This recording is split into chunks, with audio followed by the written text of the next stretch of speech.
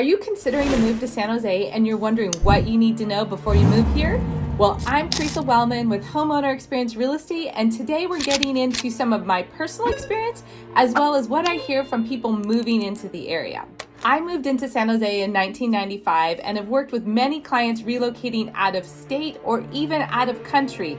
And I hear several common things that people are surprised by when moving into San Jose. So today we're going to go for a list of 10 things I wish I knew before I moved here. So the first one is San Jose is a really large city. It is a metro area more than a downtown type city that you would think. With over 1 million people just in San Jose, they are quite spread out though, unlike what you might expect. San Jose City covers 180 square miles. Yes, such a huge area.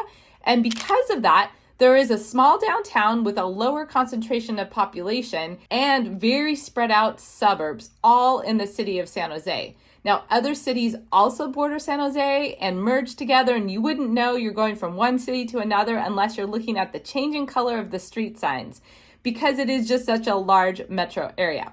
One of the huge benefits of that is there are several different communities within San Jose that have very different feels and cultures.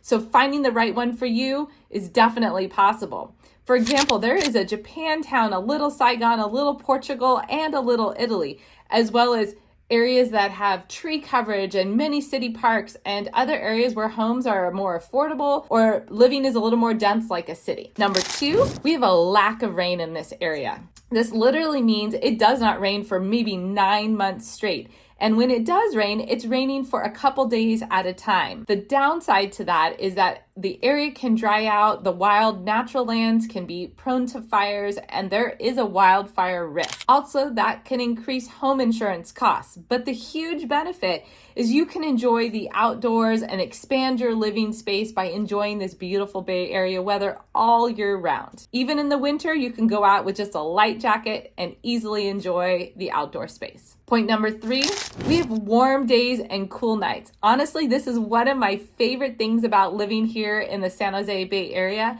is that it can get very nice and warm, 70s, 80s in the spring and fall, and maybe up to the 90s in the summer, occasional 100s, but it cools down almost every night. Even on those 100-degree nights, it takes a little time to cool down, but it'll get into the 60s. In the fall and spring, it can easily get into the 50s at night. And in the winter, it's not unheard to see the 40s in the night. But it cools off and the cycle because of the influence of the San Francisco Bay. I love it because it's so great for sleeping and amazing during the day. The produce selection here in the Bay Area is phenomenal. There is a very popular culture of weekly farmer markets. Many downtown areas throughout San Jose and neighboring cities have very popular farmers markets, but also the produce that you're going to find in the grocery store is top quality because a lot of that is grown here in California or maybe in Mexico, and it doesn't have as much of a journey to make as many other parts of the country. As well as you can have a spectacular personal home garden to grow many different things here on your own because of the temperate Mediterranean climate. You can grow all year round.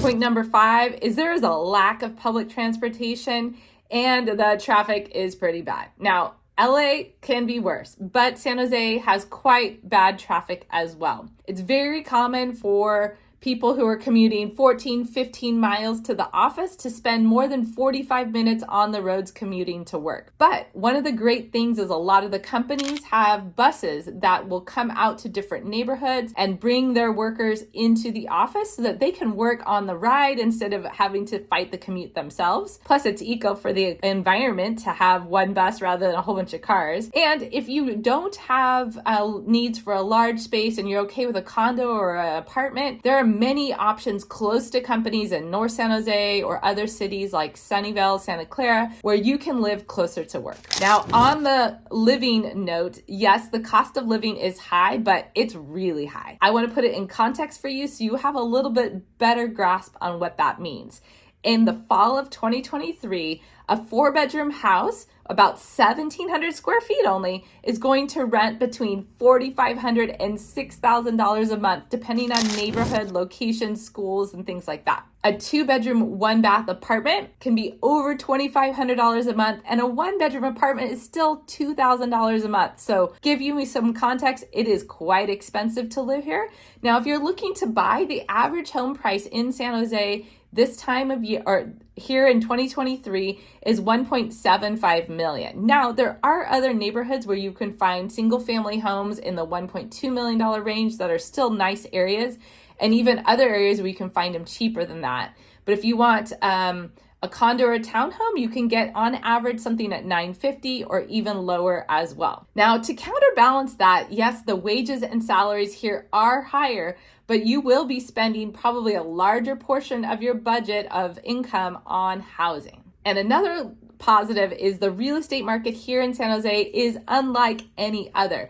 On a 30-year average, we have 7% appreciation each year. So if you're able to get into the housing market, you are looking to build equity quite fast. If you're finding this content useful, please give me a thumbs up or consider subscribing if you're looking at more information about San Jose. I've got 4 more points, so stay tuned. Point number 7, most jobs, and for sure the tech jobs, are working more than 40 hours a week. So if you think you're coming here to make that big money and only putting in 40 hours, I'm gonna let you know that's likely not the case. But people do work hard and play hard here. So on the weekends, that rolls into the next point, the recreation opportunities are amazing. Number 1, San Jose is in a large valley bordered by hills on either side. So there is plenty hiking and mountain biking, and many people do that weekly, if not more often. I personally try to hike in the open space and hills at least twice a week. Such beauty around and a great way to exercise, and it's so accessible. Also, you can take quick day trips to almost anything your heart desires. 45 minutes to the beach in Santa Cruz, 45 minutes to San Francisco for the big city feel and all of the wonderful aspects of San Francisco, like sourdough bread and Ghirardelli chocolate and much more. You can drive just a couple hours to Napa for world-class wines, or 4 hours to Lake Tahoe for world-class skiing. So many amazing options, including national parks, all within a day trip. Point number 8, there are a lot of smart people and highly educated people here in San Jose. Education is a top priority, and that works its way down into the school system here.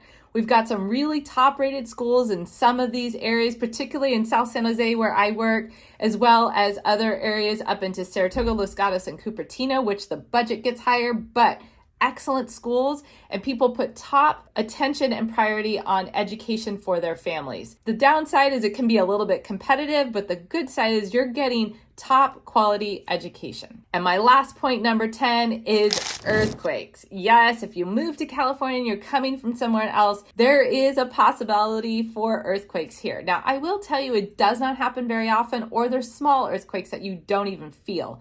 We get maybe a 4 to 5 range earthquake, maybe once a year, maybe once every couple years. And big ones haven't happened over 6 where there's potential for damage since 1989. There was a really large one in 1906. So those are rare and far between. And I will tell you, most of San Jose was built out in the 50s, 60s, and 70s. All these houses weathered the 1989 earthquake with minimal cosmetic damage. They're all fine structurally and no major items. So it's not as big of a deal as it may seem, and they even have apps now to help predict when they might be coming so you can be more prepared. If you can live with some of these things that maybe you didn't know about San Jose and you're still interested in coming here and would like to talk more about which neighborhood or community would be the best for you, I'd love to speak with you. I'm Teresa Wellman with Homeowner Experience Real Estate. You can check out the links below for more resources I have to buying or selling homes in the area, as well as schedule some time to talk. Thank you.